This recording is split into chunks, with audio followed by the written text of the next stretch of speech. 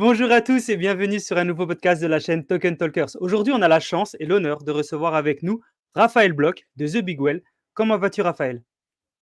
Très bien et merci beaucoup Jean de me recevoir dans ton podcast. C'est un plaisir de te recevoir. On parlait juste avant, on voit que tu es bouillant, tu arrives, tu es en pleine forme, plein d'énergie. Donc, ça fait vraiment plaisir d'avoir des gens comme toi. Tu es cofondateur de The Big Well.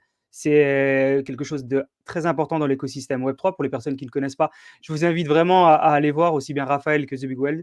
Formidable société. Est-ce que tu peux nous expliquer, Raphaël, comment tu en es venu à cofonder et quel a été ton parcours juste avant, jusqu'à cofonder The Big Well? Ouais, carrément. Alors, bon, je vais pas revenir sur tout mon parcours, mais effectivement, moi, j'ai commencé à travailler comme journaliste sur les sujets crypto en 2016. Donc, ça commence Ok. à faire maintenant quelques années. À l'époque, j'étais chez Reuters, donc une agence de presse assez connue, une agence de presse mondiale. Et après, j'ai travaillé aux Échos, pareil, un média, je pense que beaucoup de gens connaissent, notamment en France. Et en 2022, avec Grégory Raymond, qui est le journaliste crypto le plus connu, et Dimitri Granger, qui est donc le troisième cofondateur de The Big Whale, on s'est dit qu'il fallait un média spécialisé sur les sujets crypto Web3 à l'échelle européenne, parce que c'est vrai qu'il y a beaucoup de médias américains sur les sujets Ouais. crypto, mais il y a pas de médias à l'échelle européenne. Alors bien sûr, il y a aussi des médias dans chaque pays. Il y a des médias en France, je pense Cryptost, Journal du Coin, il y en a au Royaume-Uni, en Allemagne, en Suisse. Mais voilà, nous on pensait qu'il fallait quelque chose à l'échelle européenne et puis aussi avec un modèle différent de ce que les gens ont connu et qui n'est pas basé sur le sponsoring, l'affiliation, mais sur un modèle où en fait ce sont les abonnés particuliers et entreprises qui payent. Alors, il y a évidemment plusieurs modèles qui existent. Nous, c'est vrai qu'on pense qu'il y a tellement d'asymétrie dans cet univers parce qu'il y a beaucoup d'argent, beaucoup d'investissements. Voilà, nous, on est convaincus depuis le départ qu'il faut réussir à réduire cette asymétrie dans l'information et que ça passe voilà, par un modèle qui repose sur la communauté. C'est ce qu'on fait depuis 2 ans. On vient de fêter nos 2 ans. Aujourd'hui, on Bon a 20 000 anniversaire. abonnés. Ouais, merci beaucoup.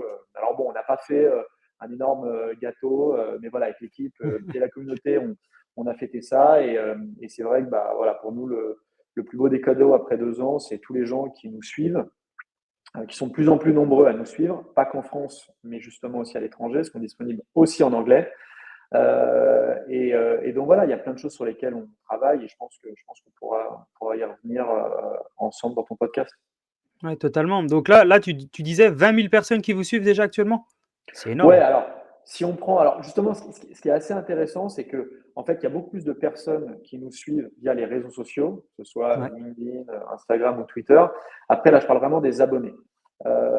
Les abonnés, on a un peu plus de 20 000 personnes, sachant que on a changé récemment quelque chose, c'est-à-dire qu'on a eu pendant un an et demi, enfin un peu plus d'un an et demi, une newsletter aussi gratuite qui permettait en fait à pas mal de gens de nous suivre, d'avoir accès à des contenus.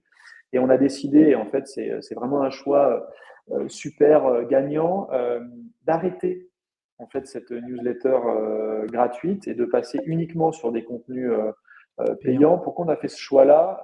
Tout simplement parce que en fait, pas mal de gens nous suivaient, donc soit via les réseaux sociaux, soit via une newsletter gratuite, et en fait, on sait qu'ils accédaient à tous nos contenus. Alors qu'en fait, on a plein d'autres choses qui sont voilà, payantes, et en fait, on a une offre super intéressante avec de l'analyse de projet, tout ce qui est actualité sur l'écosystème, des événements. Enfin, voilà, on fait plein de choses, mais en fait, on avait tellement stratifié entre les réseaux sociaux, la newsletter gratuite et le reste des contenus, qu'en fait, les gens ne profitaient pas de la profondeur de notre offre. Donc, on a vachement simplifié en se disant on a beaucoup de valeur aux abonnés, particuliers entreprises. Et en fait, c'est super payant parce qu'on a connu nos meilleurs mois en février, mars et avril, historiquement. Et donc voilà, ça se révèle payant. Incroyable, bah, félicitations. Ouais. C'est toujours Merci. important de savoir switcher et de se dire: «Bah, voilà, on part sur Mmh. une stratégie, puis en cours de route, on change». Vous êtes un média dans le web 3, mais vous fonctionnez un peu comme une start-up quand même. Donc Ouais, effectivement, c'est important dans le carrément. secteur des startups de se dire: «Allez, on change d'avis, on voit qu'il y a une stratégie qui fonctionnerait mieux». Et vous avez décidé avec les autres cofondateurs, bah, de switcher de stratégie et bravo à toi. Vous êtes combien actuellement, à la tête, entre guillemets, co-founders de The Big Well? Ouais, ouais, ouais. Bah, donc on est 3 cofondateurs, mais j'allais Bravo. dire qu'au-delà des 3 cofondateurs, on a surtout la chance d'avoir une super équipe. Aujourd'hui, on est 9 au total. Waouh. Et surtout, ce qui est assez génial, c'est que, bon, il y a évidemment, la partie éditoriale, qui est, j'allais dire, la partie la plus connue, mais pour des raisons évidentes. On est un média, donc forcément, on connaît, Grégory, on connaît aussi Louis Tellier qui nous a rejoint l'année dernière, et qui était à la GFI. Mais on a aussi en fait tout le reste de l'équipe, et j'allais dire c'est presque le cœur du réacteur, et c'est toute bah, la partie en fait business, tech, produit de The Big Well. Et on a justement, quand je pense aux produits, on a eu la chance d'être rejoint par Loris, qui est notre analyste. Il y a maintenant, Loris nous a rejoint il y a un peu plus de 2 mois. Et ça fait partie justement de toute l'approche produit pour les abonnés. On essaie à chaque fois en fait, de coller le plus à leurs besoins. Et en fait, bah, l'arrivée de Loris correspond à notre changement de stratégie où voilà, on a voulu apporter encore plus de valeur ajoutée à ceux qui payent. Et donc maintenant, chacun trouve des analyses complètes, soit d'un token, d'un stablecoin, d'une blockchain, d'un bridge. Enfin, voilà, on est capable d'examiner tout cela, et effectivement, on a des super retours là-dessus. Très intéressant. Donc tu parlais de toute la team. Forcément, tu fais partie de la team. Tu es rédacteur Ouais. en chef.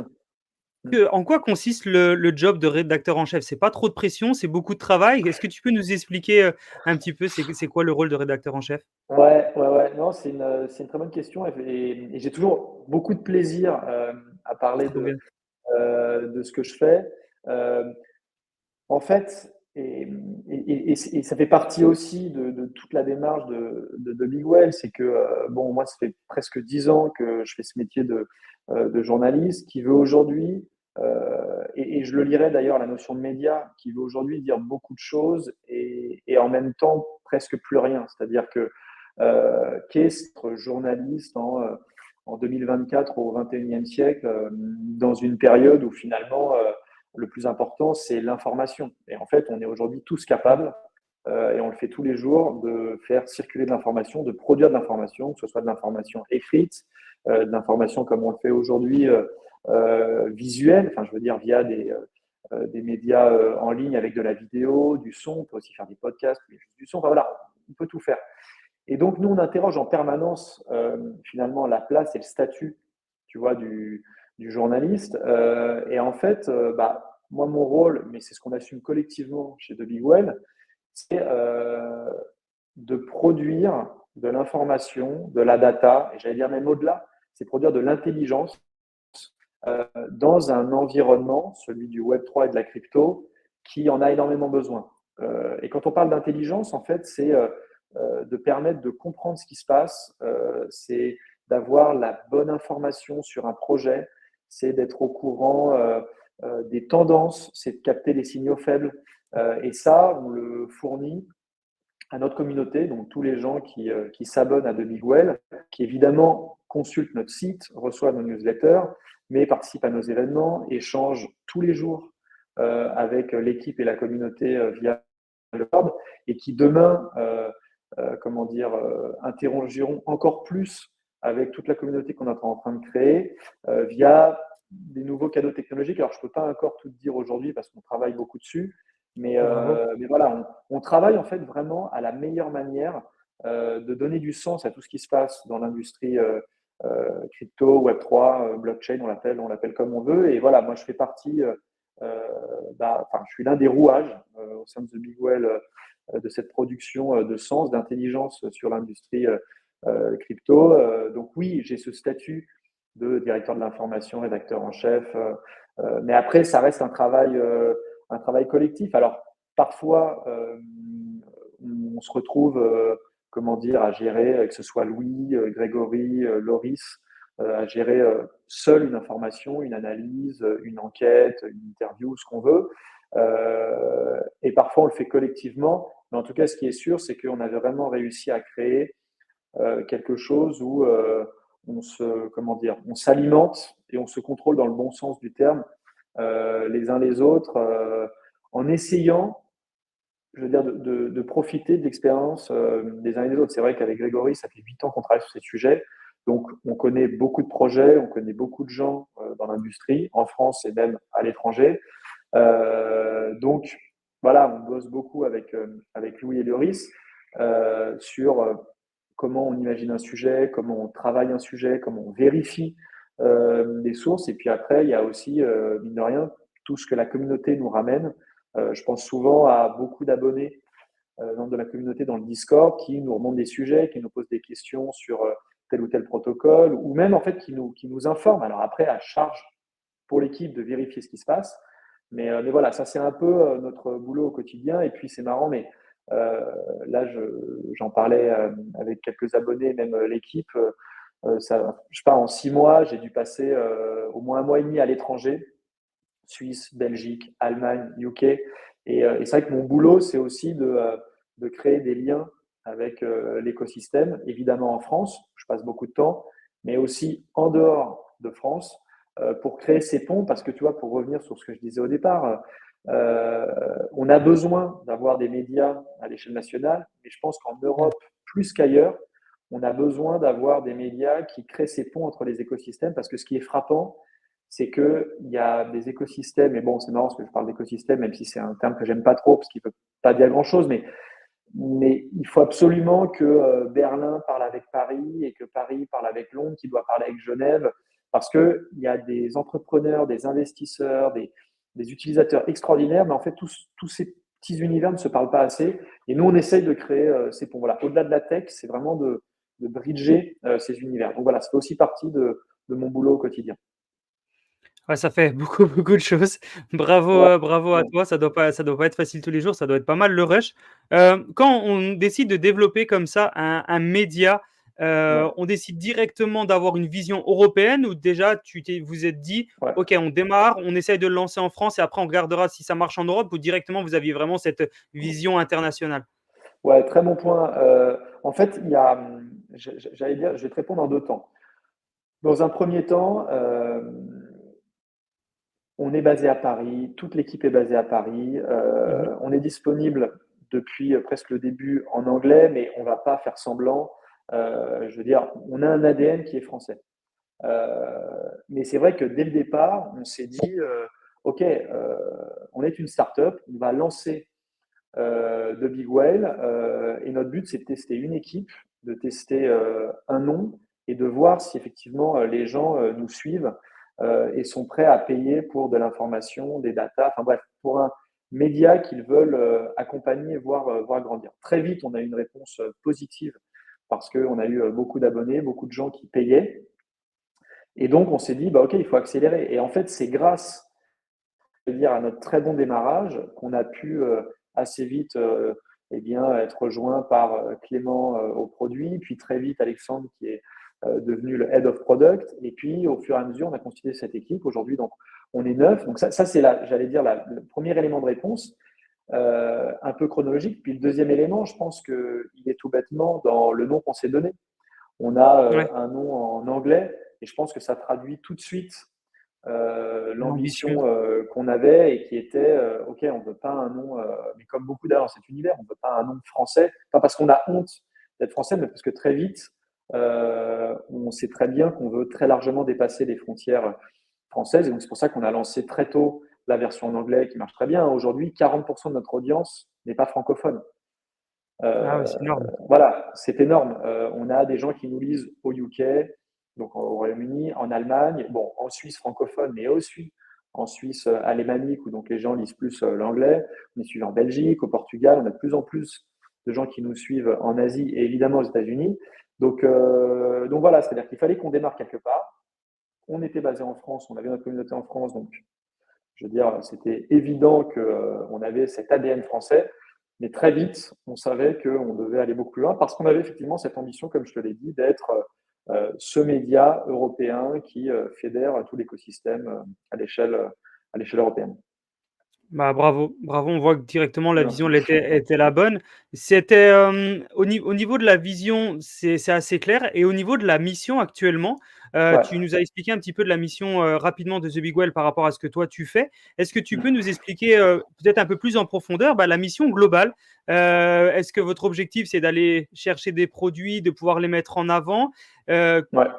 alors, je sais que tu aimes pas le mot écosystème, mais est-ce que c'était de mettre en Non, avant, non. plus ou moins le secteur d'activité qui est lié à la blockchain et au Web3? Est-ce que tu Ouais. peux, voilà, nous en dire un petit peu plus sur la mission d'entrée et Ouais. la mission actuelle? Ouais, ouais, carrément, carrément.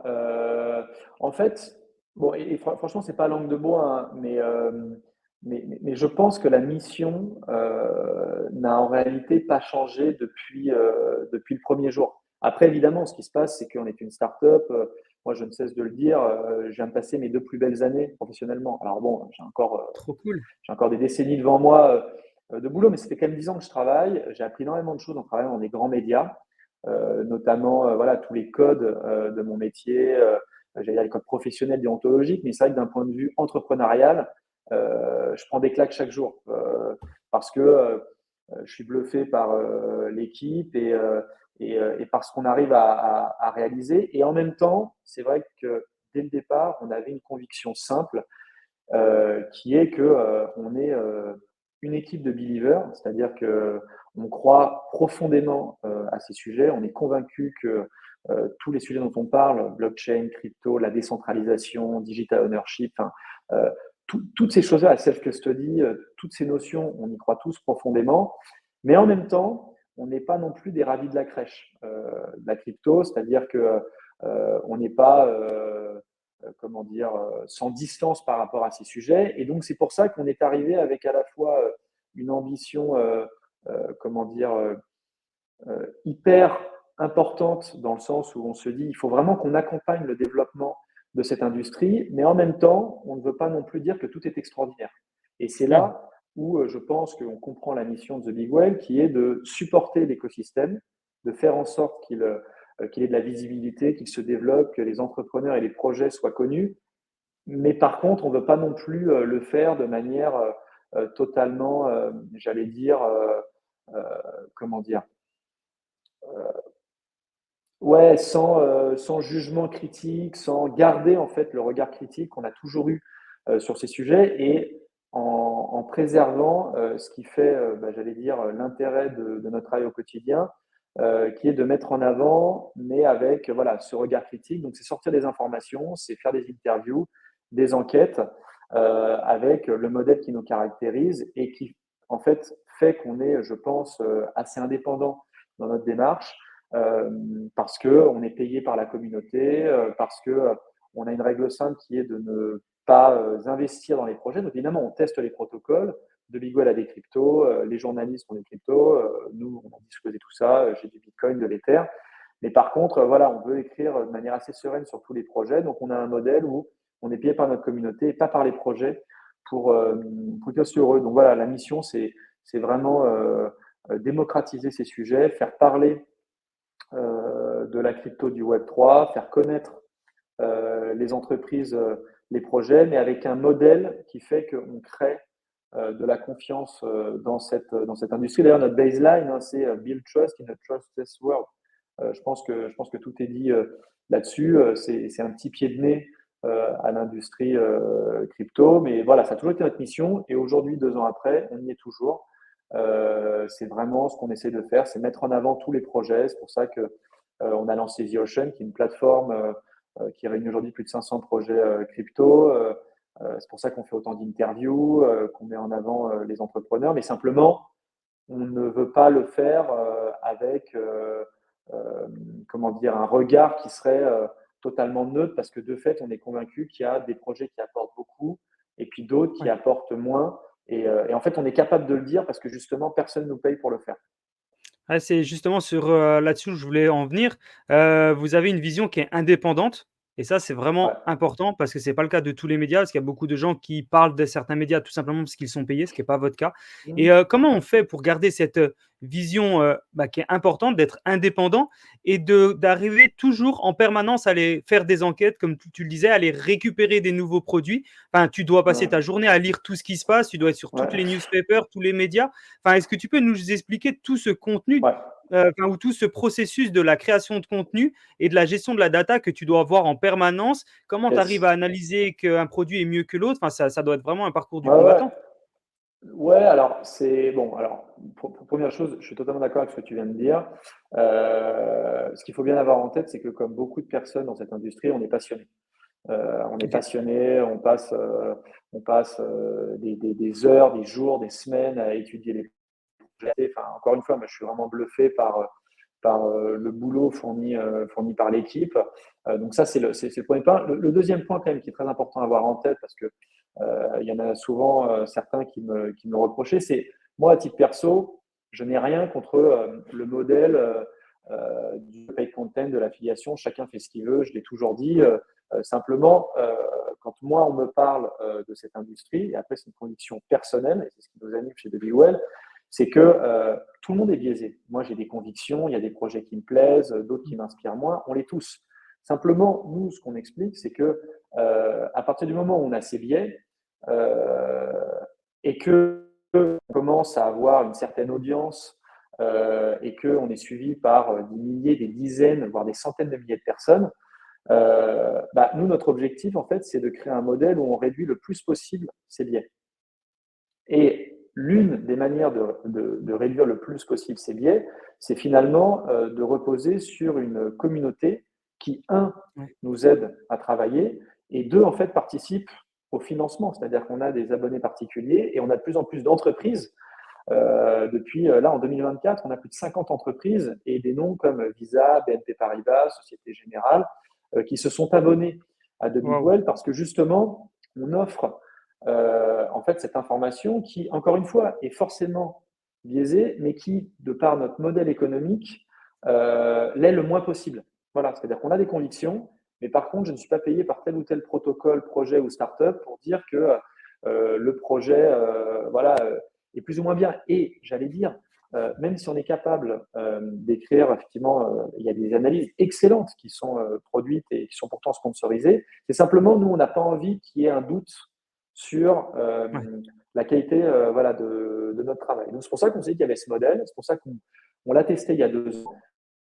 On n'est pas encore rentable, mais on le sera d'ici la fin de l'année, en étant basé sur justement des abonnements particuliers entreprises. Donc voilà, ça c'est le point que je voulais préciser. Et après, sur comment on travaille, donc il y a la passion de l'équipe, et il y a tout le temps que nous, on passe sur les projets, à les étudier, à les tester. Là, l'une des grandes thématiques du début d'année, c'est le risk-taking. Bon, bah voilà, on a évidemment testé les protocoles avec l'équipe. Et derrière, ce qui est top, c'est qu'on peut fournir des analyses fondamentales, détaillées des projets, interroger des investisseurs, interroger la core team, c'est ce qu'on a fait. On a même fait une interview avec l'un des co-founders de Gunmeyer. Et derrière, on met ça à disposition des abonnés et ça crée quelque chose de super vertueux parce que on décrypte par le menu ces projets et effectivement, eh bien, les gens qui nous suivent, particuliers et entreprises, trouvent un intérêt dans le fait d'avoir une information, des ouais, datas et aussi évidemment des événements qui leur apportent beaucoup. Et ce que je voulais rajouter, et ça c'est ce sur quoi on travaille beaucoup, c'est qu'on travaille de plus en plus avec la communauté. Parce que, et c'est ce que je te disais au départ, c'est que au XXIe siècle, l'idée du journaliste voilà, qui serait le seul capable de produire une information de qualité, des rapports de qualité, ça, on n'y croit pas du tout. Aujourd'hui, il y a des gens qui sont absolument extraordinaires, qui produisent des rapports, des vidéos, enfin plein de choses qui ont une valeur hyper importante. Et en fait, on travaille beaucoup à comment en fait, réussir à mutualiser le travail avec des abonnés de Big Well, des membres de la communauté, même des gens extérieurs, et en fait apporter le plus de valeur possible à la communauté de Big Well, mais justement avec un modèle où tout le monde est gagnant. Et ça, voilà, ça fait partie comment dire, des gros chantiers qu'on a en 2024 et sur lesquels on avance beaucoup et sur lesquels j'espère assez vite pouvoir vous en dire plus. Avec impatience. Merci de nous teaser par rapport à ça. On va Ouais, rester connectés. Quand tu rédiges comme ça des articles, tu as forcément donc le biais, parfois de faire un article qui est positif, mais est-ce que tu te donnes l'autorisation aussi de parfois de faire des articles sur des choses qui sont négatives? Pas de manière positive, mais de dire: «Voilà, ce projet-là, j'ai pas confiance». Est-ce que ça t'arrive? Ou est-ce que vous avez pris le parti pris de faire que de contenu positif et de si c'est ouais. négatif, de juste pas en parler? Ouais, ouais, c'est une super question qu'on se pose tous les jours. Bah, tu vois, d'ailleurs, toutes les excellentes questions que tu me poses montrent bien qu'une très bonne interview, enfin, tu vois, je suis pas sûr que tu te définisses comme, tu vois, un journaliste ou prouve très bien qu'on n'a pas besoin d'être journaliste pour faire d'excellentes interviews. Parenthèse que je referme, mais donc non, Merci. non, c'est une super question et j'allais dire qu'on se pose tous les jours. Et c'est d'ailleurs toute la complexité de notre position, c'est-à-dire que euh, on se définit vraiment comme bon, un bridge entre les écosystèmes à l'échelle européenne, mais aussi un bridge entre l'univers crypto et l'univers plus traditionnel.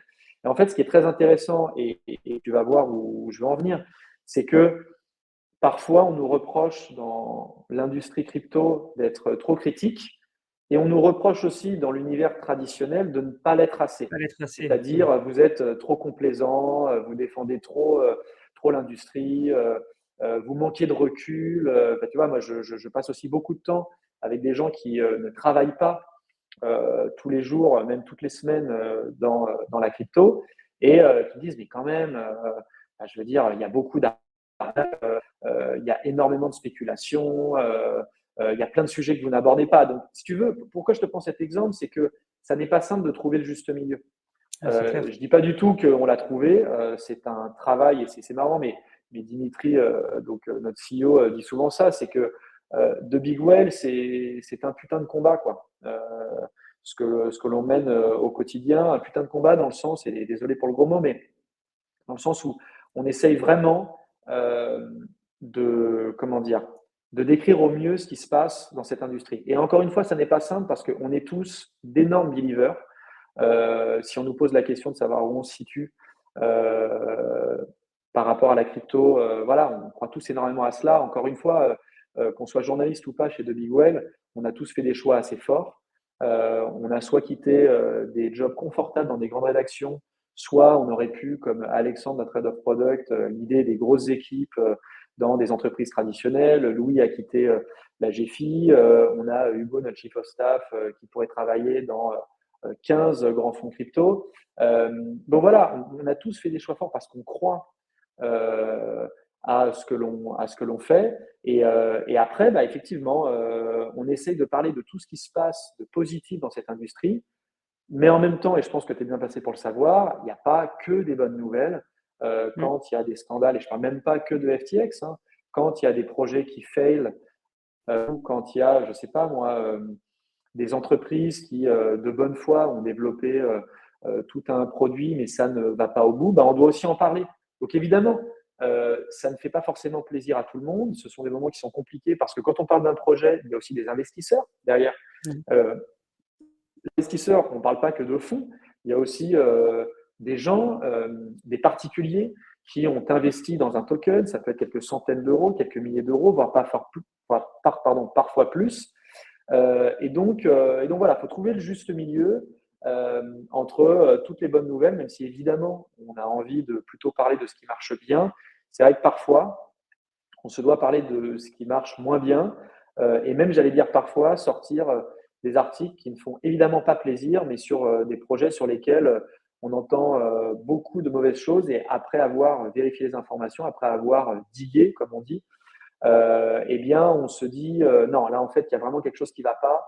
Ouais. Et en fait, ce projet ou cette équipe, je veux dire, il faut quand même garder ces bonnes distances. Après, c'est ce qu'on dit à chaque fois, on n'est ni de la police, ni de la justice. On n'est pas là pour mener des enquêtes donc judiciaires ou des enquêtes policières, mais par contre, on peut effectivement sortir des enquêtes ou poser des questions à des acteurs de l'écosystème qui parfois gênent. Et effectivement, on ne se fait pas que des amis, mais là-dessus, on l'assume totalement. Et en même temps, on est toujours disponible et on explique toujours notre démarche. Donc en réalité, la transparence de notre démarche fait que ça peut créer des tensions, mais en fait, les choses se dissipent assez vite. Ouais, je pense que c'est important et ça permet de montrer votre transparence pour la communauté qui vous suit et qui s'abonne à vous. Justement, pour venir sur cette communauté, est-ce que vous avez mis en place des stratégies, pour engager et pour développer cette communauté au quotidien? Parce que là, tu parles de 20 000 personnes, c'est juste immense. Ouais. Comment tu as fait pour, développer ou comment vous avez fait? Quelle stratégie vous avez utilisée pour développer autant de personnes? Ouais, alors, comment dire? Il y a évidemment plein de choses. C'est-à-dire qu'on s'est lancé il y a 2 ans. Bon, le fait d'annoncer le lancement de The Big Well, le fait qu'avec Grégory, tu vois, on s'associe, sur la partie, enfin, tu vois, éditoriale. Bon, évidemment, ça a créé quelque chose parce que beaucoup de gens nous suivaient dans nos médias respectifs, que ce soit Capital, ou Les Échos et souvent nous disaient: «Mais bon, on adore ce que vous faites, mais on n'a pas envie de s'abonner, à ces médias, enfin, genre lancez-vous quoi, ne Ah travaillez, oui. que sur les cryptos et là, on vous suivra. Donc, en fait, quand on a annoncé le lancement de The Big Well, donc avec Grégory et Dimitri, ça a créé un effet d'entraînement.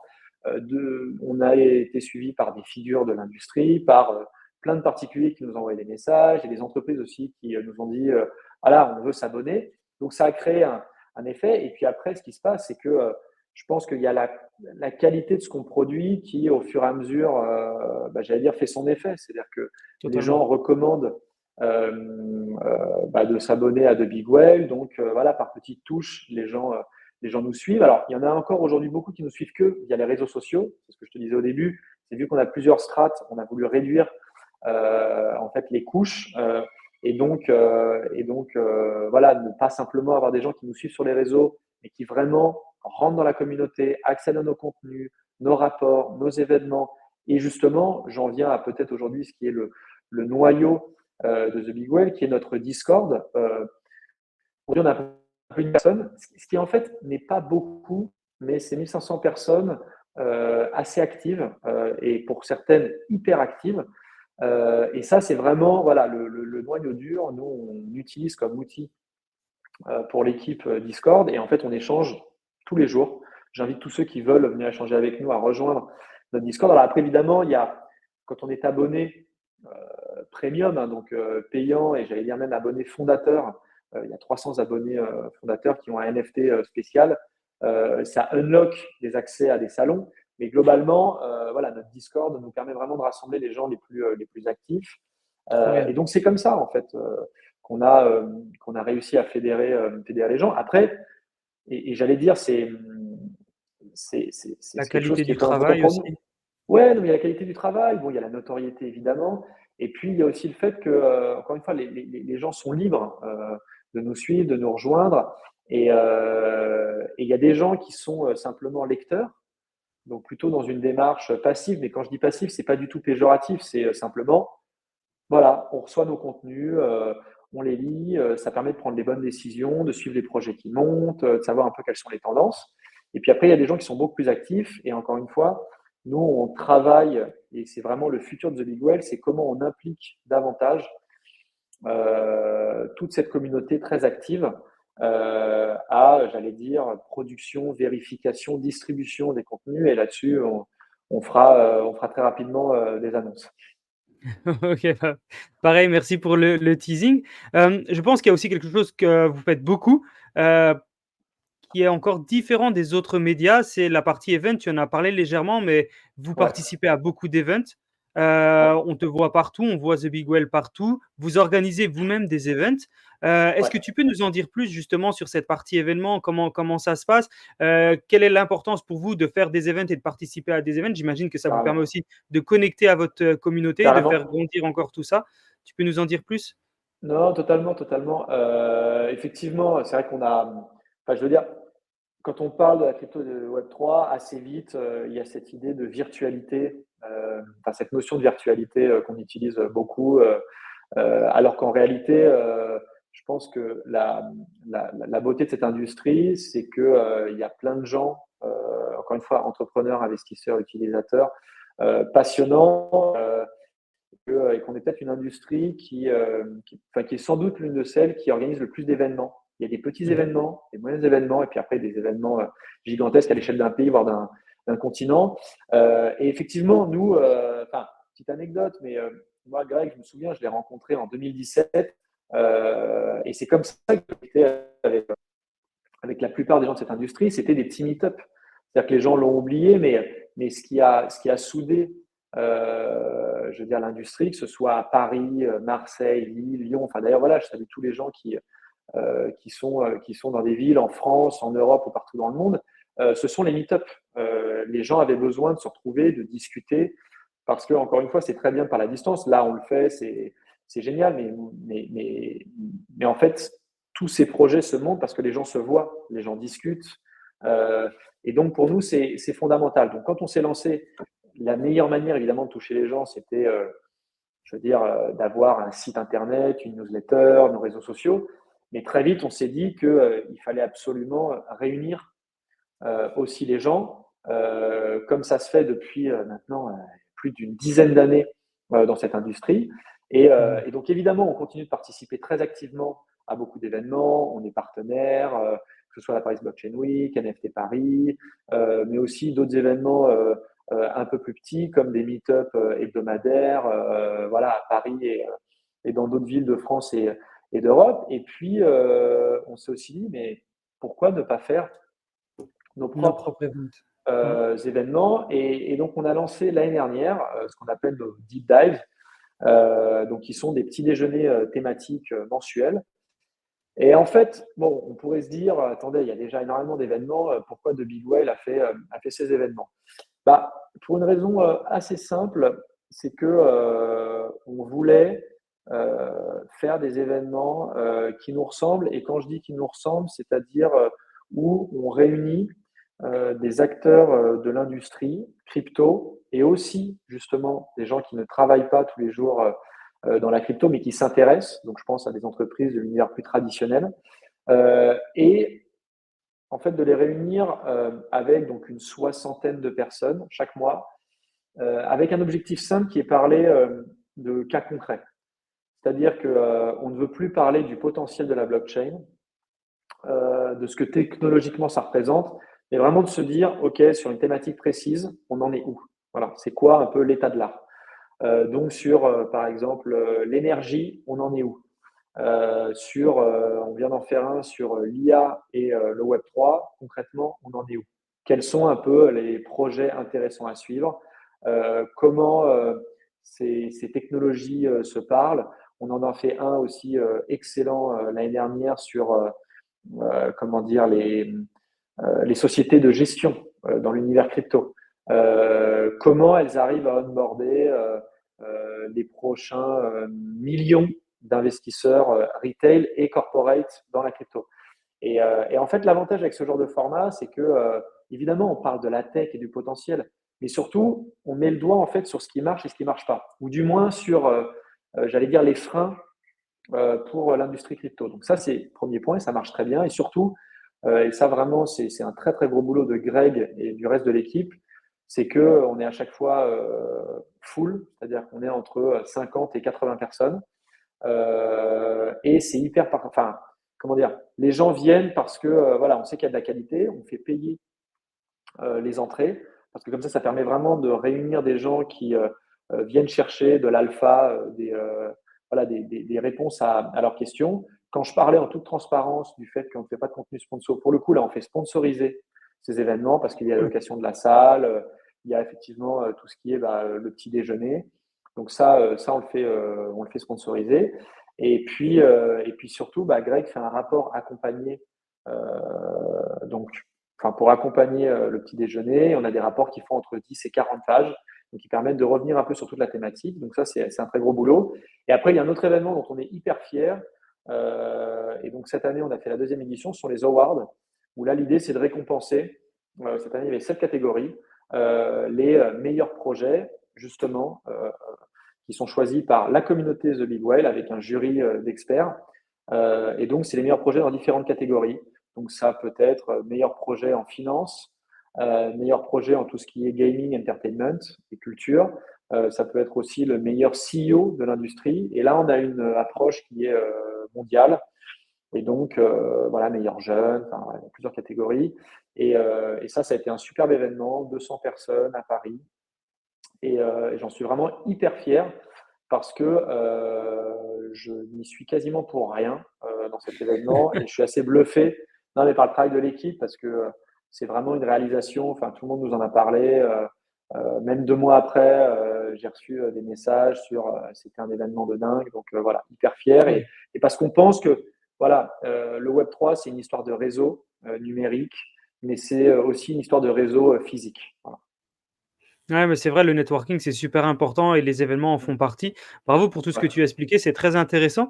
Et justement, je voulais venir sur un sujet qui est le networking dans le Web3. ouais, On sait que le réseau, c'est très important dans tous les business models, mais j'ai l'impression qu'il est encore plus important dans l'écosystème Web3. Et au-delà du networking, qu'est-ce que toi, tu penses du réseau actuellement et de l'industrie Web3? ouais. Dans beaucoup d'industries, notamment Web2, les gens sont plutôt en concurrence, veulent pas se donner des tips, ils ont peur de se parler entre eux. Mais dans le Web 3, j'ai l'impression que bah, salut, ça va, t'es mon pote, viens, on t'aide, qu'est-ce que tu veux, tu développes ça, viens, je t'aide. Enfin, tu vois, j'ai l'impression que les Ouais, gens sont beaucoup plus friendly. Qu'est-ce que tu en penses, toi qui vois tout le monde et qui connecte avec tout le monde? ouais, alors,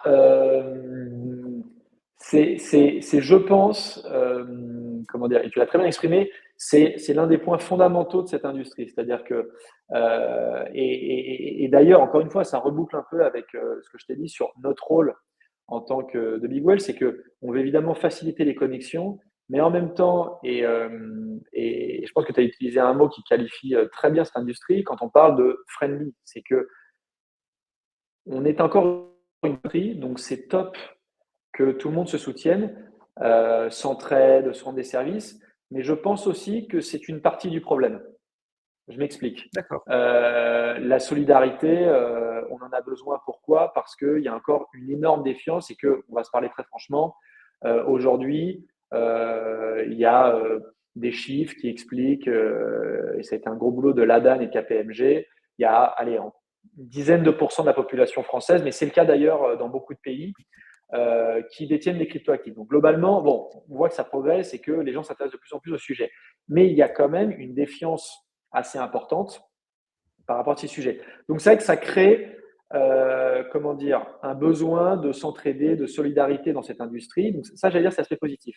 Après, le seul problème, c'est que devoir s'entraider à ce point et peut-être trop s'entraider fait qu'à la fin, bah, c'est compliqué en fait de faire vraiment émerger les bons projets et ça Ouais. peut créer, j'allais dire, des comportements qui ne sont pas vertueux dans le sens où bah, les bons projets vont aussi parfois protéger les moins bons projets, même si c'est pas, même si c'est pas dit en bon français.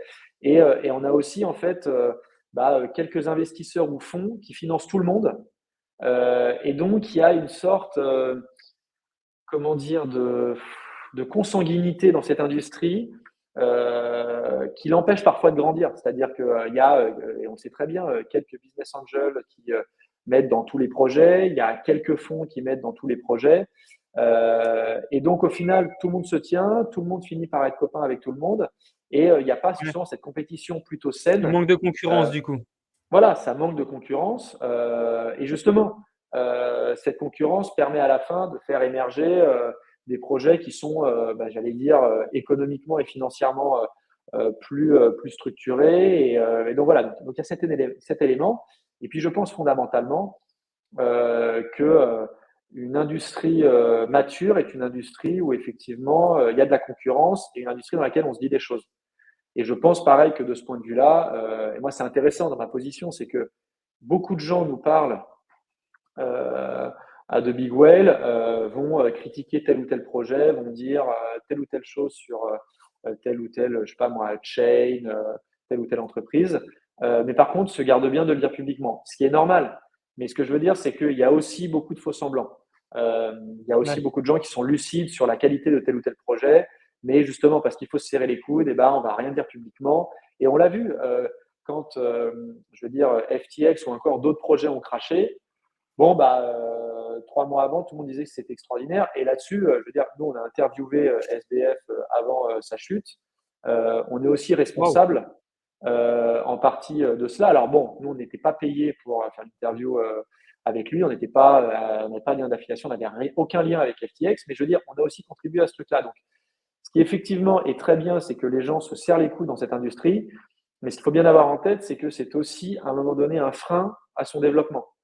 Parce que on a aussi besoin de se dire les choses et il y a vraiment des projets qui sont moins bien que d'autres. Et en même temps, vu que tout le monde a investi dans tout et que tout le monde se tient, eh ben, on a peur de le dire et ça empêche effectivement de scaler, de gagner en maturité. Donc, je, je ne suis pas pour qu'on se tape sur la figure tous les jours. Et parfois, je pense que dans l'industrie Web 2, il y a peut-être un peu trop de concurrence et peut-être pas assez de bienveillance. Mais je pense qu'on peut trouver un juste milieu et qu'en réalité, à un moment donné, il va falloir que effectivement, on arrête de se dire qu'on se tient tous les uns les autres et que non, il y a vraiment des gens qui vont percer, qui vont émerger et d'autres qui n'ont pas forcément vocation à le faire. Et je pense que ça fait partie effectivement des cycles naturels dans le développement économique. Ouais, très très intéressant ta vision. Tu es un des premiers qui partage cet avis et je le comprends à 100 et tu as raison dans tout ce que tu as dit. Mais c'est souvent les gens trouvent ça Après, super bien, attends, que ça soit après friendly, mais Jean, tu es le premier à dire: ouais, «C'est ouais. bien, mais c'est consanguin, quoi» et c'est vrai. Ouais, mais après, Jean, là-dessus, enfin, encore une fois, hein, on pourrait très bien ne pas être d'accord. Enfin, tu vois, là, tu me dis, bon, tu as raison. Et encore une fois, moi, je suis convaincu d'une chose, c'est que, et c'est pareil, je pense que ça fait partie, pardon, hein, je t'ai coupé, mais je pense que ça fait partie, si tu veux, des steps que cette Ouais, industrie, l'industrie crypto doit passer. C'est qu'on doit être capable de se dire les choses. Et on doit être capable d'être en désaccord sans forcément se taper sur la tronche. Je veux dire, la différence entre des enfants, des adolescents et justement des adultes, c'est que on se dit les choses, on n'est pas d'accord, mais en même temps, on se respecte. Et je pense que c'est encore ce qui manque dans cette industrie, c'est que très vite, tout est pris sous l'angle du clash, ah ouais, ils se sont tapés dessus. Et non, c'est simplement, on n'est pas d'accord, et tant mieux.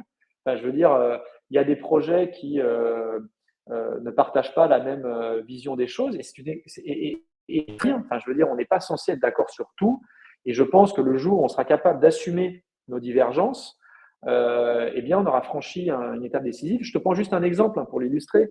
Ça fait quelques mois qu'il y a des débats que moi je trouve très sains au sein justement de la DeFi, donc de la finance décentralisée, entre par exemple un AAV et un Morpholabs sur eh bien justement quel est l'avenir de la DeFi. Et la dernière fois, il y a eu un échange que je trouvais hyper intéressant entre deux figures de cette industrie, donc Marc Zeller côté AAV et Paul Frambeau côté Morpholabs.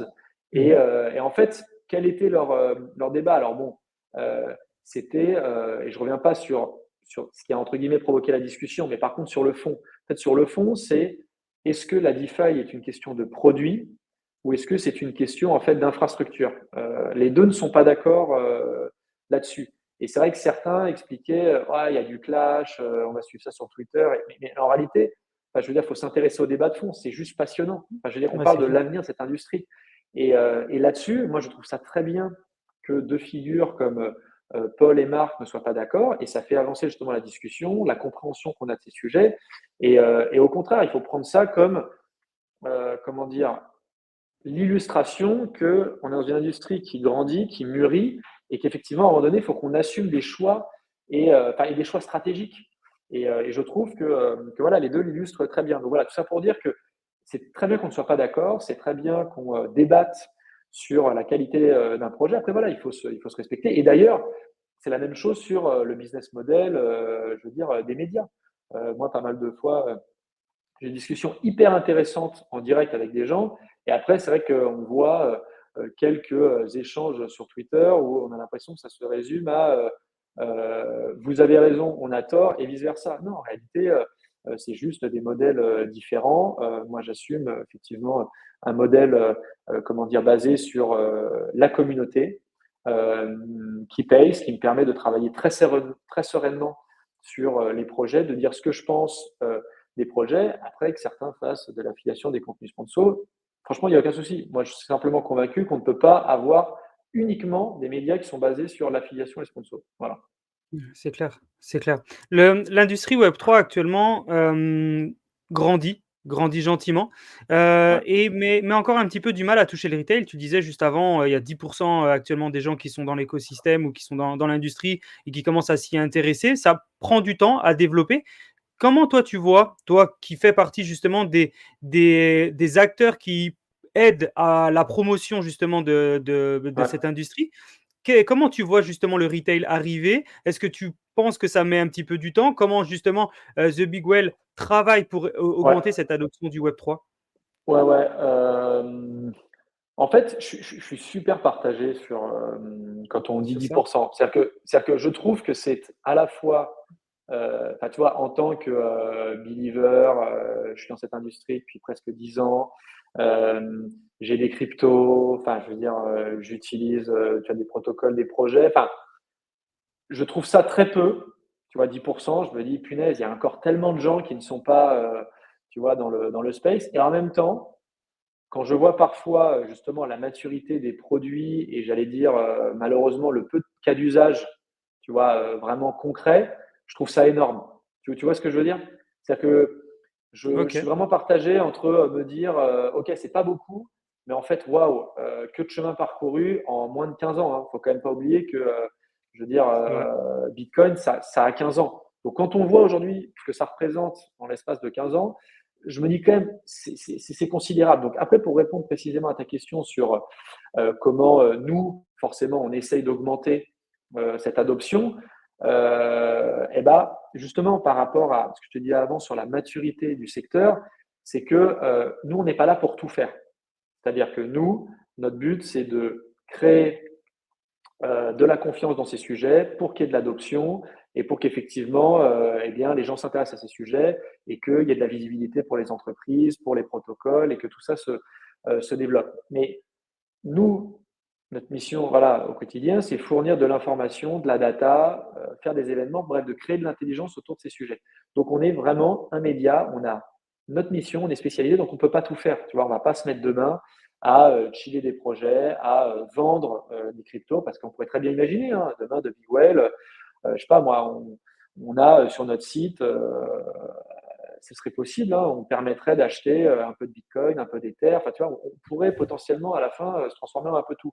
Donc, si tu veux, on se dit que bah, pour permettre d'augmenter justement, enfin, de passer de 10 à 15 à 20 à 25%, eh bien devenir, tu vois, une plateforme de confiance sur l'info, la data euh, et les événements, tu vas créer une communauté qui peut demain évangéliser le plus grand Mmh. nombre, eh ben, c'est déjà beaucoup. Donc c'est ce qu'on essaye de faire. Et effectivement, en créant cette confiance, eh bien, on essaie d'embarquer le plus de monde possible sur, bah, dans un premier temps, acheter un peu de Bitcoin, un peu d'Ether, et puis commencer à utiliser tu vois, quelques projets, commencer à faire, je sais pas moi, tu sais, investir dans de l'immeuble token, enfin, dans des immeubles tokenisés, enfin, tu vois, des choses comme ça. Au fur et à Bien mesure, sûr. mettre le pied à l'étrier. C'est quand tu es dans une entreprise, c'est pour ça que tu vois, on a de plus en plus d'entreprises qui s'abonnent, eh bien, c'est en leur fournissant des rapports sur leur secteur, eh bien, c'est leur permettre de prendre des bonnes décisions. C'est se dire, OK, quand on est Société Générale, eh bien, comment on avance sur la tokenisation des actions, des obligations, comment potentiellement on va permettre demain à nos milliers de clients d'acheter des cryptos. Voilà, c'est tout ça qu'on essaie de faire et c'est déjà beaucoup. C'est super intéressant. Les personnes qui nous écoutent, qui êtes considérées comme retail ou vous êtes nouveau dans l'écosystème, bah, je vous invite fortement à aller sur le site internet de The Big Well. On l'affiche en lien, c'est dans la description et cetera Ah ouais, et en ah, fait, allez génial. voir le travail qu'ils font.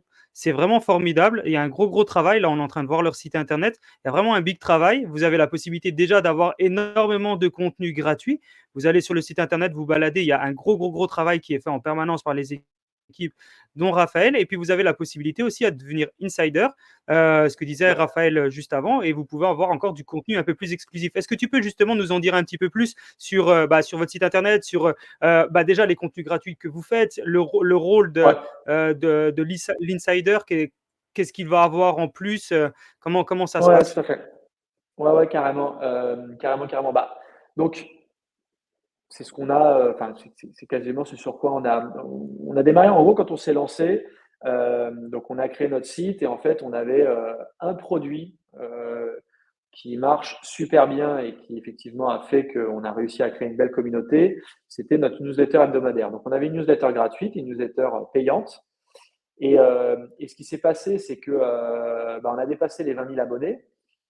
Et en même temps, voilà, on avait beaucoup d'abonnés à la newsletter gratuite qui nous disaient franchement, super contenu, c'est top, et qui ne voyaient même pas en fait toute la partie, tu vois, encore plus deep, tu vois, plus analytique sur les projets, avec encore plus d'infos pour l'investissement. Et donc, on a supprimé la newsletter gratuite. Donc aujourd'hui, en fait, les gens peuvent encore recevoir un récap de nos news hebdomadaires le vendredi. Mais c'est vrai qu'on a vachement renforcé Génial. toute la, toute la partie en fait premium, donc maintenant qui s'appelle Insider. Et donc c'est là où tu reçois une fois par semaine donc l'analyse d'un projet. Et donc on a fait Egon Meyer, on a fait Celestia, enfin voilà, on en a fait pas mal. Et après tu reçois aussi une newsletter très complète sur l'écosystème. Là c'est des news sur ce que fait Société Générale dans la crypto, ce que fait PMU dans la crypto, évidemment des enquêtes, et ça Louis fait un gros boulot là-dessus, sur par exemple comment la finance est en train de basculer sur la blockchain publique.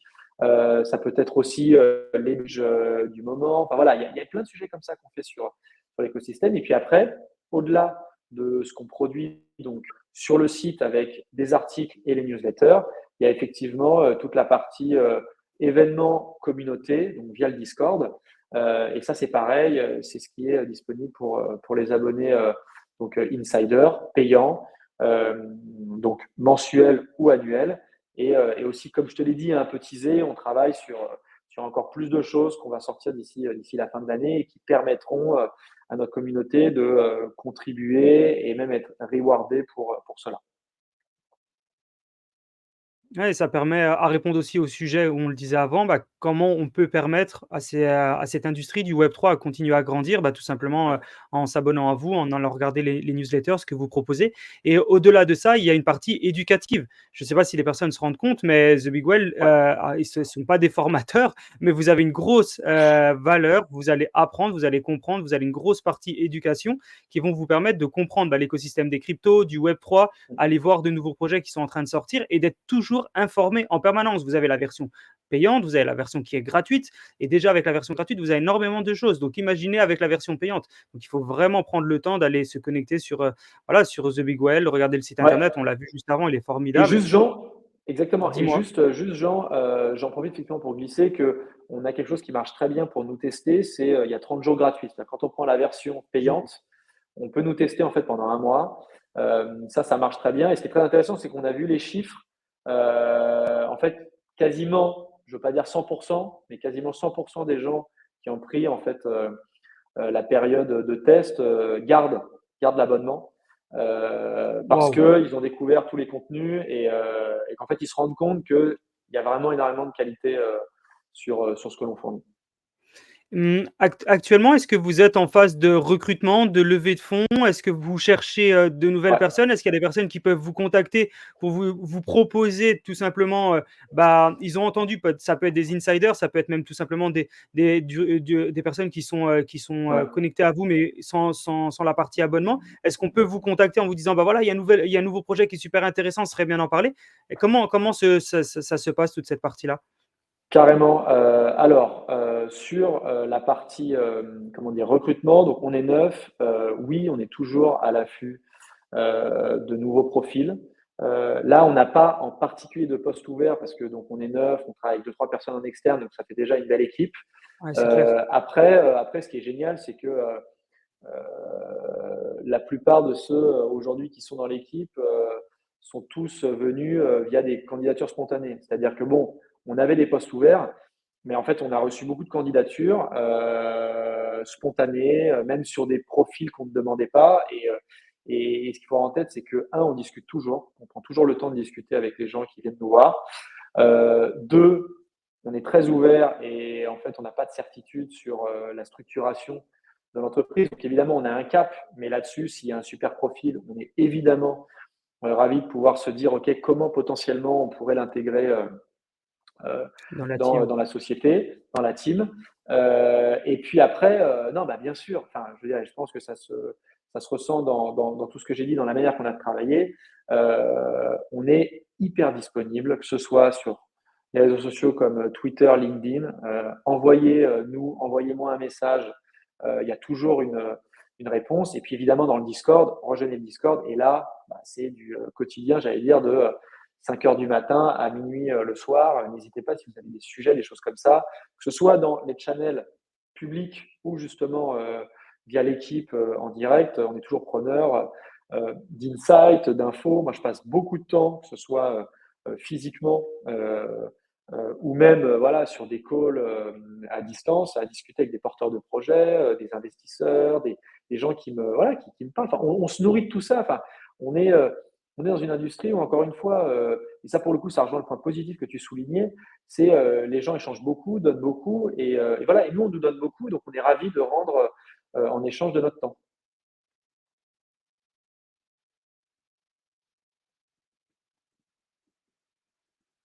Ouais, c'est Ah, important parce que c'est jamais alors, facile tous les jours de pouvoir contacter, bah, des médias, des personnes, de savoir où on vous contacte, comment on vous contacte et cetera. C'est vraiment c'est je pas te dis, souvent évident et vous, vous avez la ouais. faculté, la facilité de donner accès à des personnes, de pouvoir leur répondre. Tu donnes aussi accès, bah, voilà, à un Discord.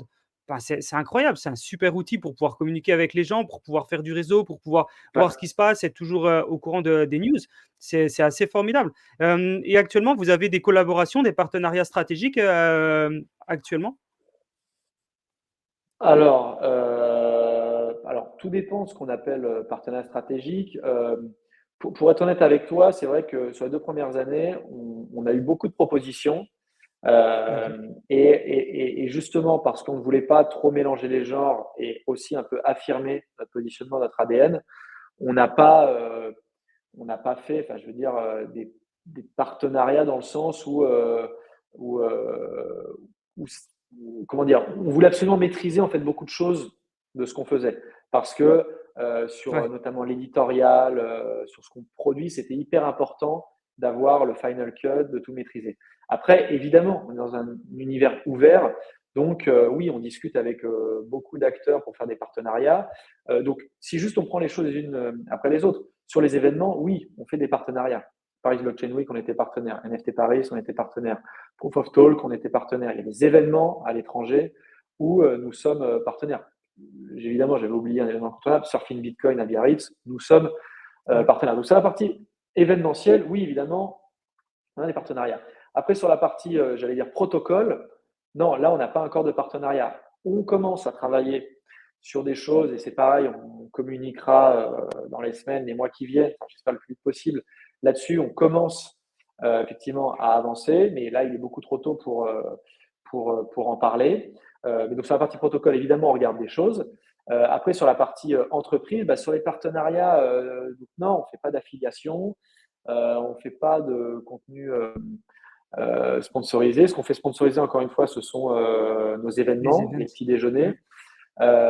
Donc après, non, travailler avec les entreprises, oui, sur la partie formation, on a commencé à faire des choses, mais effectivement, c'est pas nous qui formons, mais on a commencé avec nos partenariats.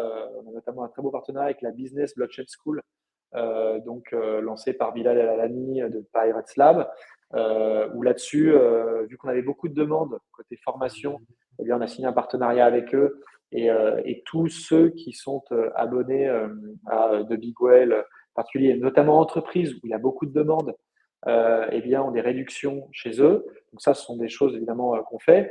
Mais voilà, sur les partenariats, on en est là. Mais après, encore une fois, on est ouvert à Bravo. tout. Non, mais les choses vont très vite. Et voilà, on structure au fur et à mesure. Mais en tout cas, ce qui est sûr, c'est qu'on ne voulait pas dès le départ partir dans tous les sens. Voilà, on voulait vraiment structurer la marque, l'équipe, le produit, la tech, et maintenant qu'on commence à vraiment builder au-dessus de l'équipe et de la marque, eh bien oui, évidemment, on est ouvert à plein de choses, on va faire plein de choses avec des acteurs du secteur. Ouais, ouais, on voit que c'est vraiment bien pensé et effectivement, ça sert à rien d'avoir 1000 partenaires du moment que tu as les bons. Tu parles de différents partenaires, notamment sur les events. Effectivement, les events, ça coûte très cher, donc c'est obligé d'avoir des partenaires. Et après, bah, Paris Blockchain Week, tout ça, enfin tous les events que tu as fait, la partie formation avec BBS, ouais, qui est formidable. J'en profite pour dire que Token Talkers a une formation et est formateur chez BBS également. Donc, si vous voulez des Voilà. formations sur la tokenisation, on forme en permanence avec BBS. Super école. Donc, merci pour, pour le placement, Raphaël.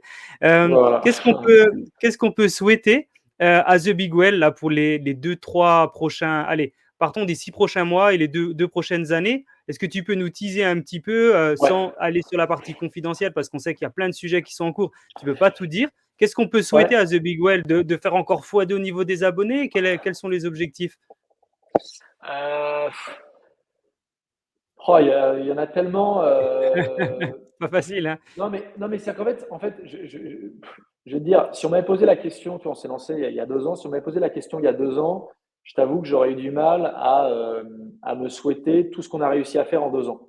Et toi, Ouais, c'est pour ça que bravo. je trouve que c'est un exercice qui n'est pas simple. C'est-à-dire que depuis le départ, je suis hyper ambitieux. Tu vois, quelque chose, et je ne veux pas répondre à côté, hein, mais juste pour démarrer, quand je me suis lancé, on m'a dit, tu sais, tu auras l'impression d'avoir réussi quand tu te sentiras un peu bête dans ton équipe. Et c'est vrai que je t'avoue que là, je suis arrivé à un stade où je me sens parfois très bête parce que j'ai la chance d'être entouré de gens qui sont assez incroyables.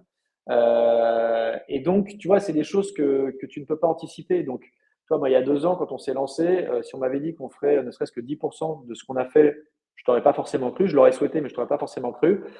Wow. Donc, voilà, sans faire de la langue de bois, j'espère qu'on va continuer cette trajectoire, qu'on va continuer d'avoir une communauté aussi incroyable. Et là-dessus, je veux dire, chaque matin, quand je me lève, et ça, pour le coup, c'est pas une blague, mais je pense à la chance qu'on a d'avoir autant d'abonnés, particuliers entreprises, qui nous suivent, qui nous font confiance, qui sont toujours plus nombreux. Donc, évidemment, souhaiter ça, continuer à attirer des profils, comme on a la chance d'en avoir au sein de l'équipe. Donc, voilà, continuer sur cette trajectoire. Après, non, moi, ce que je nous souhaite honnêtement, mais pour le coup, ça ne concerne pas que The Big Well, ça concerne toute cette industrie, c'est de continuer à builder autant qu'on le fait, et de continuer de travailler autant. C'est, j'espère, comment dire, moins d'accidents, tu vois, industriels comme on en a connu malheureusement ces dernières années, même si je pense que ça fait partie en fait d'une industrie qui innove. À partir du moment où on innove autant, on tente autant, c'est normal qu'il y ait des accidents. Et voilà, continuer d'avoir cet esprit-là, continuer de se mettre aussi, pardon l'expression, mais sur la gueule, parce que c'est important, parce qu'encore une fois, on a besoin de divergence, parce que de la divergence naît aussi, tu vois, de nouvelles voies. Si on était tout le temps d'accord, on n'inventerait pas, on ne prendrait pas des risques. Donc ça, je pense que c'est très important. Et donc voilà, donc c'est continuer. Franchement, c'est continuer. Moi, j'ai démarré sur ces sujets en 2016. Aujourd'hui, on est en 2024. C'est passé des temps.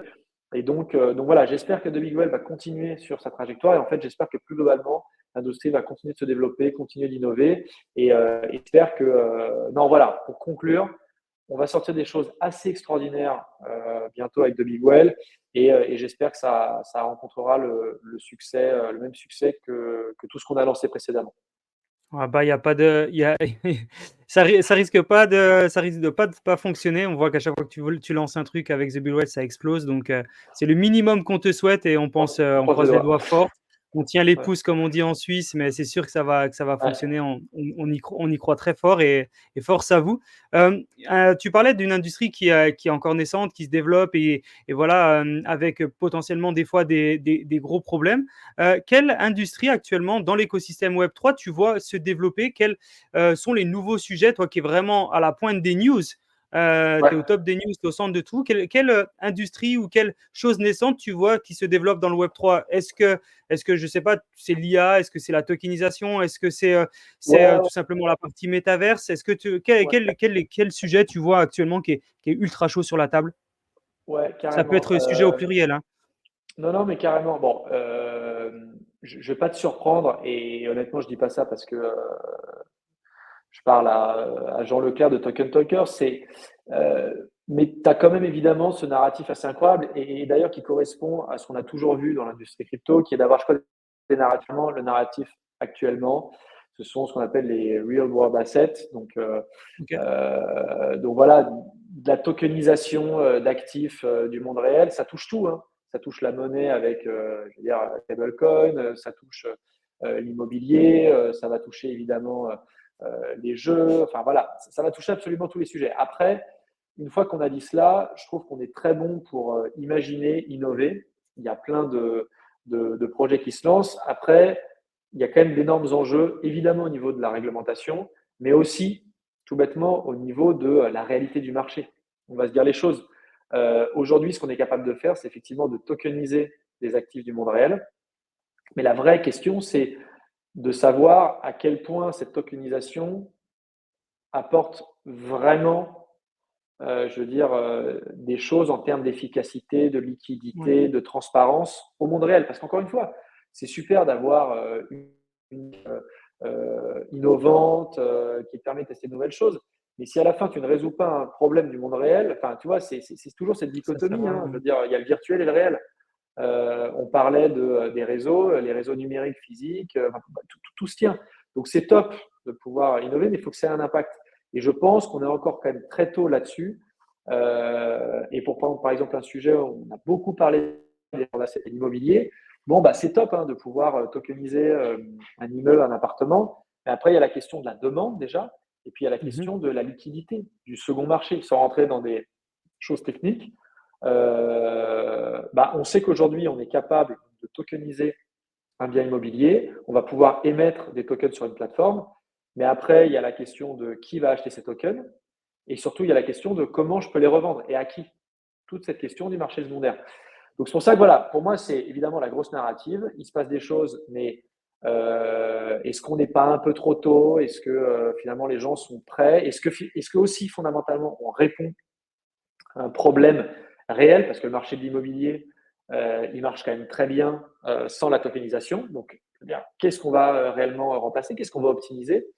Et puis après, il y a une autre narrative, mais ça, c'est parce que moi, j'ai une formation financière et que voilà, la DeFi fait vraiment partie des terrains de jeu que j'aime beaucoup. Et en même temps, c'est lié au real world asset, hein, parce qu'à un moment donné, en face justement de ce real world, il faut utiliser les mécanismes de la DeFi pour optimiser, j'allais dire, et créer ce marché secondaire.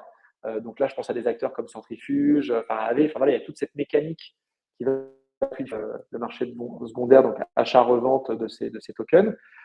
Et là, ouais, il se passe pas mal de choses et en fait, je pense, mais ça c'est un point de vue personnel, que comment dire, quand j'ai démarré 2016-2017 et je m'y intéressais en 2014-2015, mais là pour le coup je couvrais pas le sujet en tant que journaliste. En fait, tout ce qui était crypto, c'était très finance. Et ce que beaucoup de gens ont connu et beaucoup de gens qui nous écoutent ont connu, c'est finalement une période où quand on parlait de blockchain, de crypto, ça touchait tous les sujets. C'est-à-dire que Mmh. ça s'est élargi bien au-delà de la finance. Ça a touché le gaming, ça a touché le retail, la traçabilité, Carrefour, le luxe, plein de choses. Et en fait, je pense qu'on est un peu en train de revenir à l'éthos de l'univers, enfin de la crypto, qui est la finance. Et c'est pour ça que je pense qu'on va avoir beaucoup de progrès dans tout ce qui est finance décentralisée, donc DeFi, parce que on va mettre beaucoup d'énergie, beaucoup d'argent dans le développement d'une infrastructure qui va effectivement permettre de réaliser ce qui était l'une des promesses de cette industrie, qui est de décentraliser la finance, qui est de permettre de se passer voilà, du middleman, donc les banques, les intermédiaires, et qu'effectivement, il faut mettre beaucoup d'argent, il faut développer. Donc, on parle beaucoup de Morpholabs, on va avoir de plus en plus de stablecoins qui vont permettre de power tout ça. Et je pense que ouais, là-dessus, il y a de très belles choses qu'on va pouvoir suivre dans la finance décentralisée. Très, très intéressant. Merci pour ton explication super, super, profonde et vraiment, vraiment très détaillée. Il y a une question souvent qu'on pose aux personnes qui arrivent sur le podcast et que je t'ai pas assez poser avant Ouais, d'arriver, c'est par quel secteur d'activité tu as tu as eu un intérêt direct pour le Web3? Est-ce que c'est par les ouais, cryptos? Est-ce que c'est par autre chose? Bon, en 2015-2016, ouais. par les cryptos, il y avait pas grand-chose d'autre, Non, mais mais c'est vrai que tu es arrivé, tu étais à la base dans le monde du journalisme, tu l'es toujours à fond ouais, d'ailleurs, et ouais. après tu as commencé à t'intéresser et à sortir des articles dans ce secteur-là. Mais comment tu t'es dit: «Ouah, ça c'est un truc de fou, faut faut que j'explique aux gens ce que c'est et que j'en fasse des articles? Ouais, carrément. Non, très bonne question. En fait, moi, j'ai une formation, j'ai fait du droit de la finance, OK. et donc j'étais encore en école de commerce, donc en 2014, il y a 10 ans pile. Enfin, je finissais mes études et en fait, ce qui s'est passé, c'est que, bah, je m'intéressais, beaucoup, à la finance. Je m'apprêtais à démarrer ma carrière de journaliste. J'ai commencé chez Reuters, donc une agence de presse très connue pour sa couverture des sujets financiers. Et en fait, bah, quand tu suis les banques, les marchés, bah, tu t'intéresses à la structuration, à l'organisation de ces marchés. Et je me souviens, j'ai un copain en école qui m'avait dit: «Attends, Bitcoin, il faut que tu regardes, c'est extraordinaire, c'est une nouvelle manière de voir la finance». Bon, comme beaucoup, j'ai regardé, j'ai pas tout compris. Et puis vu que je suis quand même quelqu'un d'assez curieux et que je n'aime pas, je veux dire rester sur, quelque chose que je n'ai pas compris, bah, je m'y suis un peu replongé, ça c'était en 2015.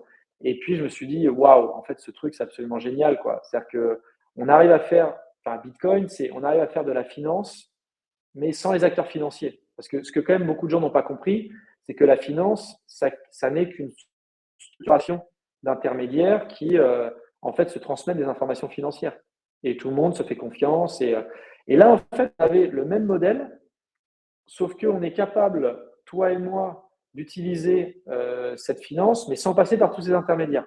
Et donc là, tu te dis, attends, mais c'est extraordinaire. Enfin, je veux dire, euh, et, euh, et, et en fait, ça ouvre des portes au niveau de la monnaie, tu vois, de l'échange de valeurs, je veux dire, aujourd'hui, la finance est un rouage essentiel. Enfin, je veux dire, la monnaie, la finance, c'est quelque chose qui est essentiel dans la société dans laquelle on vit. Et donc, ça m'a vachement stimulé, challengé. Et donc, bah ouais, j'ai écrit mes premiers articles en 2016 donc sur Bitcoin, parce qu'effectivement, à l'époque, il n'y avait pas grand-chose à couvrir. On avait tout juste l'arrivée d'Ethereum. Et en fait, bah voilà, j'ai continué à suivre tout ça et j'ai jamais lâché le sujet. Et en fait, ce qui est génial, c'est que bah maintenant, je suis vraiment full-time depuis plusieurs années sur la crypto, mais pendant quelques temps chez Reuters et aux Échos, en fait, je couvrais à la fois les banques, les marchés financiers, le paiement et les cryptos. Et donc, je voyais très bien comment ces deux mondes euh, se regardaient, mais sans se parler. Il y avait l'univers plus traditionnel qui méprisait la crypto, et puis la crypto qui méprisait l'univers plus traditionnel en se disant on va vous remplacer, quoi, on va tout remplacer. Alors qu'en réalité, je pense que les deux se nourrissent beaucoup et que la crypto va énormément apporter à l'univers traditionnel, mais il ne faut pas non plus se dire que ça va tout remplacer. Ou en tout cas, ça mettra un temps fou. Je pense que ça se compte en décennies, voire siècles.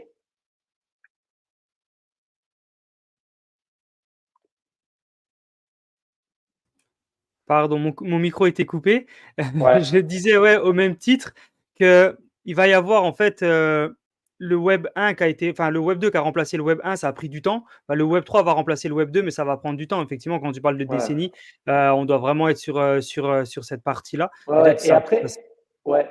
Et après, juste pour rebondir sur un terme, c'est qu'on utilise spontanément. Moi, je pense que le Web 3, on va très vite arrêter de l'utiliser.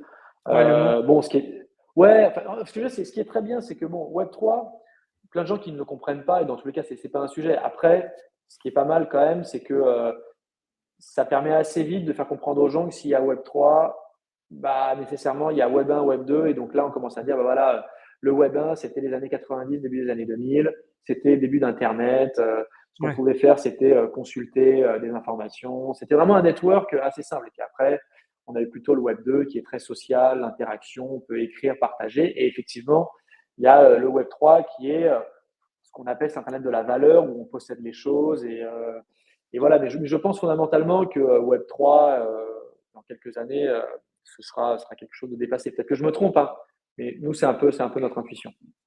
D'accord. Et dans tes intuitions, il y a des gens qui mettent dans le Web 3 l'IA, et il y en a d'autres qui disent bah non, l'IA ne fait pas Ouais, partie du Web 3. Vous, comme vous êtes sur The Big Well, quand même sur tous les secteurs liés au Web 3, est-ce que vous parlez quand ouais. même aussi un petit peu d'IA, ou pour vous, c'est pas encore un sujet? Ouais, si, si, si, si, très bonne réflexion. En fait, nous, on est convaincus depuis le départ. D'ailleurs, c'est hyper intéressant parce que nous, on s'est lancé donc en 2022. 2022, quand même, ça correspond à la sortie, enfin, je veux dire, à l'explosion aux yeux du grand public de l'IA, de ChatGPT. Enfin, je veux dire, donc en fait, on s'est lancé en disant, OK, on va parler de crypto, de Web3, et puis là, il y a bam, ChatGPT qui déboule. En même temps, il y a FTX. Donc, il y a à la fois l'un des acteurs les plus connus de la crypto qui explose, et de l'autre côté, tu as l'IA qui devient le sujet incontournable. Et donc, beaucoup de gens nous disaient, mais attendez, en fait, vous vous êtes trompé, quoi. Ce qu'il faut, c'est parler de l'IA. La crypto, c'est terminé. Le nouveau sujet, c'est vraiment l'IA, ça va tout transformer. Mais en fait, on s'est dit, mais non, pas du tout. Et là-dessus, je trouve que Pascal Gauthier, le patron de Ledger, utilise régulièrement une image qui est excellente, qui est de dire, en fait, IA et Web3 sont les deux faces d'une même pièce. Ouais. C'est-à-dire que à mesure que l'IA va se développer, c'est-à-dire le monde finalement de la reproduction à l'infini, de la production sans fin de contenu, de produits, de projets, et qu'en fait on va avoir besoin de rationaliser Internet et de vérifier l'identité, de s'assurer que toi et moi, on n'est pas des bots, mais on est bien des individus, qu'il y a bien quelqu'un derrière. Et bien justement, toute cette effervescence autour de l'IA va nourrir le besoin qu'on a de la traçabilité et de la rationalisation d'Internet. Quand je dis rationalisation, ce n'est pas la limitation, c'est simplement de donner une valeur aux choses sur Internet. C'est-à-dire que l'IA, c'est l'univers de la multitude et de l'infini sur Internet, et tout ce qui est Mhm. crypto Web3, c'est l'univers du quantitatif et du rationnel sur Internet. Donc en fait, c'est absolument génial. Et les deux se nourrissent mutuellement. Et nous, on a beaucoup écrit sur le sujet. Et pas que pour parler de WorldCoin. On suit des projets. Récemment, on a parlé d'Aleph, qui est un projet très intéressant, justement à cheval entre Web3 et IA. Donc, non, non, il se passe beaucoup de choses. Et nous, on a vocation à écrire de plus en plus sur l'IA parce qu'encore une fois, ces deux sujets vont s'entre-nourrir dans les années qui viennent. Ouais. OK, bah, merci pour ton partage, c'est encore intéressant comme Bah, depuis le début. j'espère dire des choses plutôt intéressantes. Non, même plus que J'essaye, plutôt intéressante. j'essaye. Hem, on arrive gentiment à la fin du podcast, Raphaël, et une fois qu'on arrive à la fin du podcast, on laisse, un mot de la fin, à notre invité. Alors ça peut être un sujet que tu veux revenir sur lequel tu as pas été assez précis ou sur Ouais. lequel tu veux rapporter des choses. Un sujet qu'on n'a pas traité et sur lequel tu dis: «Ah au fait, j'aimerais bien qu'on parle de ça». Ça peut être tout simplement nous dire un mantra, ça peut être tout simplement, bah, expliquer comment rejoindre encore une fois, The Big Well, peu importe, on ta carte blanche, ça peut durer 30 secondes comme ça peut durer 10 minutes, c'est toi qui décides. Ouais. Quel dernier sujet tu souhaites traiter? Non, écoute, bah, c'est très bien de finir comme ça, parce que c'est une très bonne idée. Je dis pas forcément que je vais te la piquer, mais je trouve que c'est une très bonne manière de chuter. Écoute, je vais en fait conclure plus sur les 2 ans que je viens de vivre, mais en tant qu'entrepreneur. C'est vrai Trop qu'on me bien. demande souvent, et je vois beaucoup enfin, de messages passés, puis on m'envoie aussi beaucoup de messages pour me dire comment on fait pour entreprendre, comment on démarre, est-ce qu'il faut avoir une idée, comment on crée une Mmh. équipe. Enfin, je veux dire, toi-même, tu sais ce que c'est, tu es entrepreneur.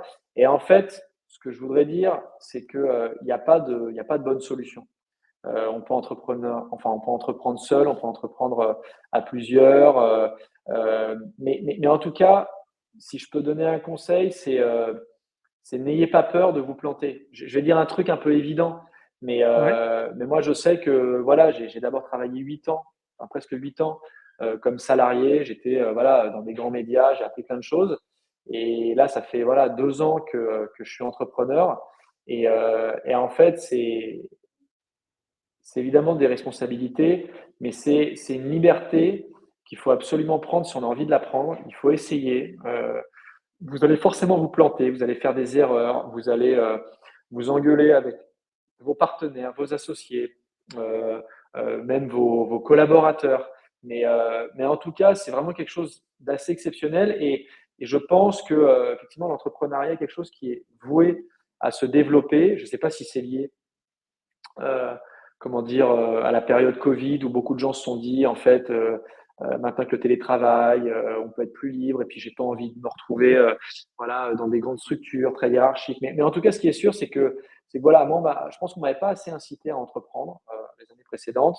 Et voilà, là, j'ai la chance de bosser avec une super équipe. On est soutenu et c'est top, quoi. Franchement, c'est top. Donc, ceux qui nous écoutent, voilà, ça n'est pas facile, mais n'hésitez pas à entreprendre. N'hésitez pas à me contacter, à contacter The Big Well si vous avez des questions en particulier sur des entreprises, voilà, crypto, Web3.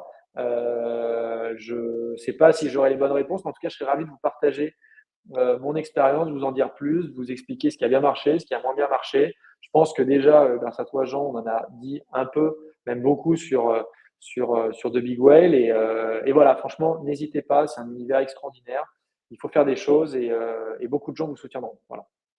Bah, merci pour ce partage, Raphaël, c'est très intéressant.